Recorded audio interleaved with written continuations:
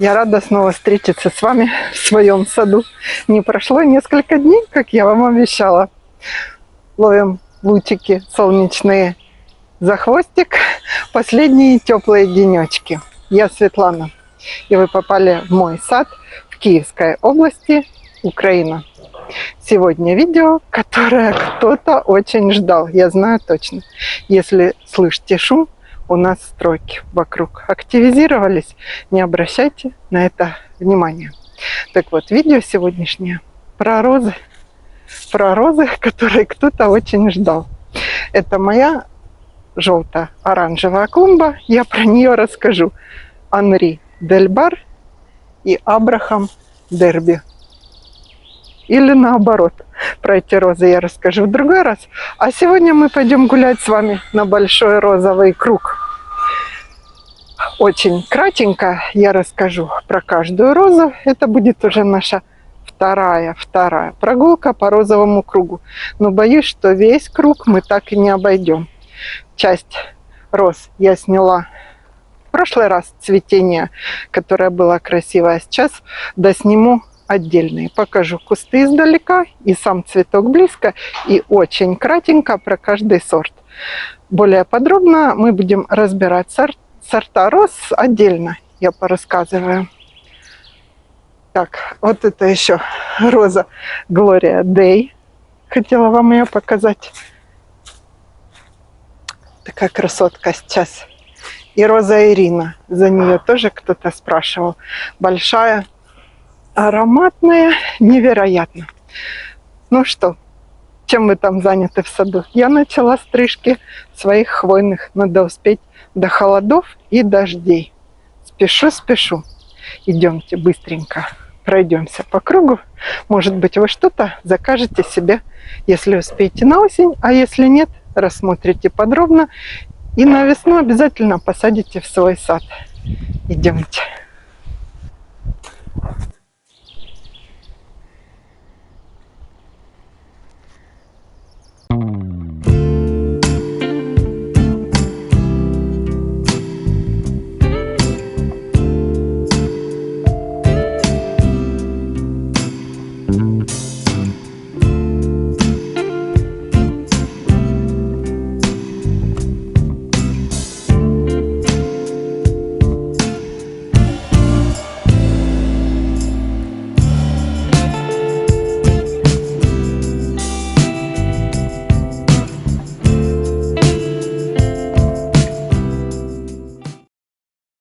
Первая часть обзора у нас началась с обхода клумбы против часовой стрелки. И мы уже видели эту розу помпонеллу маленькую и розу полька плетистую, которая посажена для арки Берсо будущей.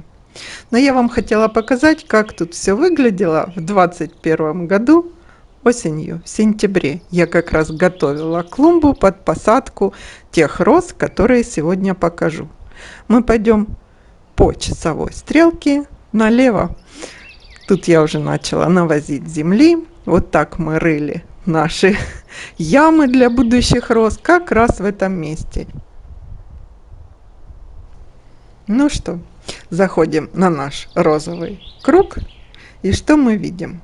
С другой стороны от дорожки, как раз где лейка вот эта лежит, я посадила розу Сабрина. Это тоже будет для арки Берсо. Вон на той опоре она сейчас держится. Маленькая густомахровая розочка с нежным розово-белым цветом. Смотрите, она даже на свадебную немножко похожа. Кремово-белые с розовой серединкой. Всего 6-8 сантиметров цветы. Очень мягкие у нее ветви, и они будут легко гнуться по опоре. Роза имеет нежный, приятный аромат. Здоровая, крепкая листва, ни в каких болезнях не замечена, понравилась очень. А посажена она всего прошлой осенью, то есть ей 1 год этой розочке. Рядом с ней в подружках растет роза немецкой селекции Wedding Bells. Именно она на маленькой розовой клумбе растет вместе с Жанной Моро. Очень довольна этой розой. У нее цвет, как перламутровый, переливается с серебристыми оттенками, издалека, как переливы. Куст вырастает где-то метр 20 и очень долго стоит в срезке эта роза. Именно на этой клумбе растет у меня еще 4 куста розы Wedding Bells. Как раз сейчас ваза с розами Жанна Моро и Wedding Bells стоят в доме. Аромат цитрусовых по всем этажам. А сейчас хотела показать вам, кого в пару я посадила к розе Сабрина. Через дорожку растет тоже первогодка, поэтому наросла немного, но цветы показала сногсшибательные. Плетистая английская роза, абрикосово-кремовые цветы, батшеба, густомахровые, квартированные бутоны. Цветет кистями. Цветок чуть крупнее, чем у Сабрины, но по форме очень напоминает. Размер достигает 10-12 сантиметров. Немножко похожи по сложению эти розы. Имеет приятный необычный аромат мирры и меда. Стебли тоже мягкие, легко обовьют опору. А вот эта маленькая розочка White New Dawn. Корни собственные. Я черенок взяла от своей плетистой розы, которая растет у меня на арке. Просто весной при обрезке в самый первый год, в 2020 году, посадила вместе с той, а осенью обнаружила, что она укоренилась. Следующая роза покупалась как Эшли. Но почему-то меня берет сомнение. Если у кого эта роза есть, подскажите, Эшли у меня или не Эшли. Куст довольно рослый, без шипов, зеленые крепкие побеги, цветы большие, густо-махровые. Похожи мне чем-то они на пионы. Очень неприхотливая. Напишите обязательно, у кого есть Эшли, та ли это у меня роза. Рядом, как раз в сторону дорожки, посажена малюсенькая роза Sister Elizabeth, английская. У этой розы интересная история. Я ее покупала вообще-то для кашпо. Один сезон она у меня просидела в горшке, вела себя очень плохо, я вам скажу. Вяло, не хотела цвести, стояла в тенечке. Эта роза любит тень. Цвет у нее очень красивый, розово-лиловый. И полив у нее был, и все у нее было, но почему-то она там плохо себя вела. Только я ее пересадила в открытый грунт, красота. Это лишний раз доказывает, что розы в открытом грунте растут лучше, да и не только розы, все цветы растут лучше, чем в кашпо. Это мой такой вывод. Следующая роза Пьер Арди. Второе название Ломоносов. Высокорослый куст, крупные чайно-гибридные цветы, но довольна я этой розой не очень. По сравнению с белой розой Ирина чайной или с той же Жанна Моро или даже с Метрополитеном, мне кажется, она проигрывает. Бутоны я уже отцвевшие не обрываю, чтобы розы опять не шли в новое цветение. Все-таки им надо накопить силы на зиму.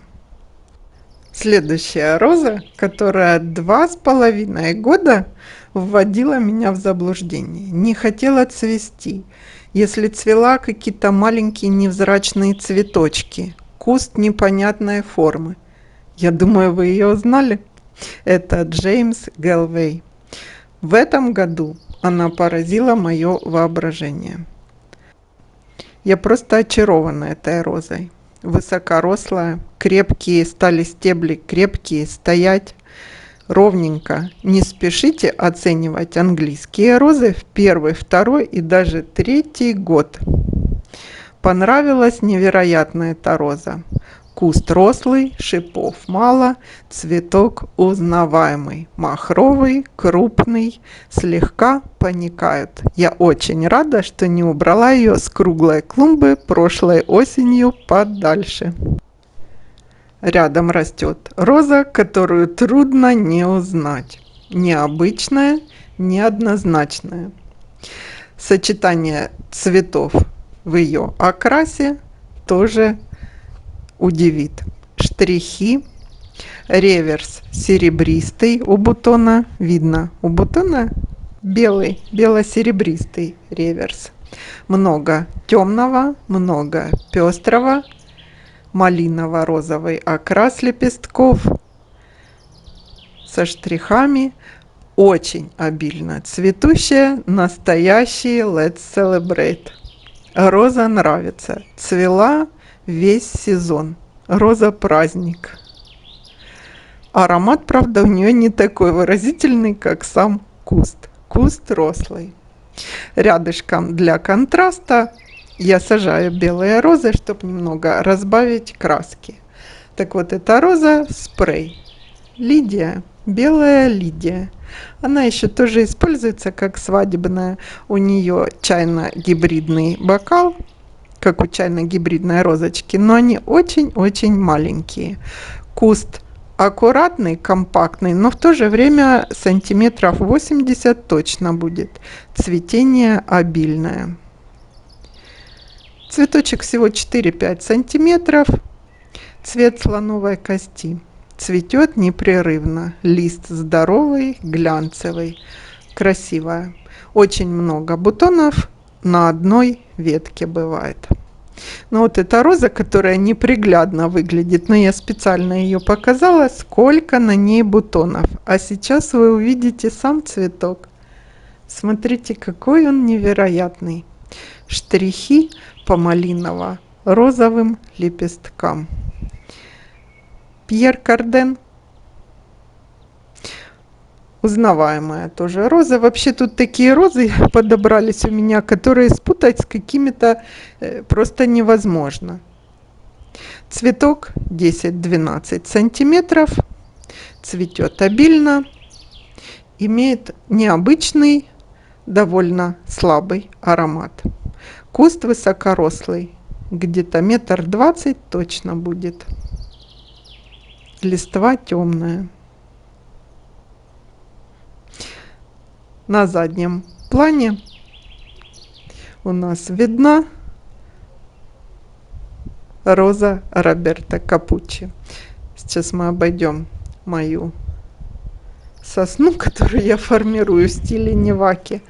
Там одну розу я пропустила. Мадемуазель Миян, там еще роза. И вот эту посмотрим. Дэнни Хан. Роза хамелеон. Я вообще розы хамелеон люблю. Они по мере распуска очень меняют цвет. Так вот, Дэнни Хан такая немножко абрикосово-розовая, а когда она отцветает, она почти белая становится. Куст высокорослый. Это высокий шраб. Она может достичь 1,80 м. Как маленькую плетистую розу можно ее посадить. Ну и роза Easy Does It. Яркая. Рюши резные. Опять же узнаваемая. Куст до 1 метра. Цветок имеет массу оттенков. Оранжевый, абрикосовый, розовый, алый. И ее узнать по резным лепесточкам. Видите, каждый лепесток как разрезан на несколько частей. Раскрывается, видна серединка. Неприхотливая очень и морозоустойчивая. Цветет кистями, может выдавать удочки. Яркая. Вообще оранжево-коралловый цвет мой любимый. И вот эта роза Роберто Капуччи. Можно посмотреть обзор у меня на канале. В прошлом году осенью я делала обзор этой розы. высокие рослые кусты, там 3 куста посажено, кусты узкие. Цвет цветка жемчужно-розовый, большой. В первом цветении цветы очень большие, во втором уже, конечно, поменьше. Ее садить лучше на задний план. А впереди какие-то розы поменьше размером и поярче, чтобы на ее контрасте они смотрелись. Ну и в этой группе подружек следующая роза у меня посажена, роза Бориоза. Описание ее тоже есть, и это тоже роза хамелеон оранжево-розового цвета.